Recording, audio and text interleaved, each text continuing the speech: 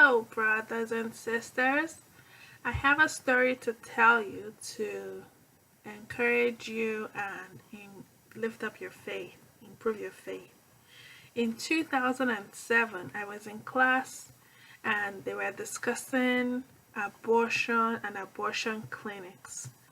I quietly said to myself that I would never work in an abortion clinic, as abortion was against God's commandment. Little did I know that I will be tested on this very issue years later. The test came at a time when, further in my career, when there were very little job opportunities for me. I had a job, but it was a contract part-time position. My contract was almost over and I was seeking a full-time permanent position. I applied to many positions with very few interviews, so I was very delighted when I was contacted for a permanent full-time position in a women's hospital. At the interview, the lady told me that they were happy with my resume and interview. She said that the job was mine, but that there was one thing I needed to know about the position. The position required me assisting the physicians and patients with terminating pregnancies where applicable.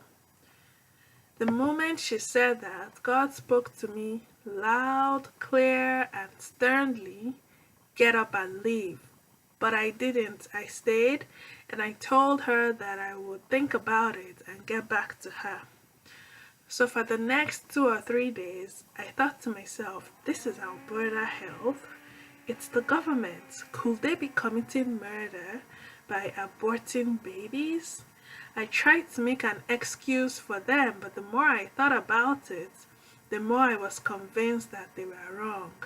I needed the job, but not at the expense of God's commandment.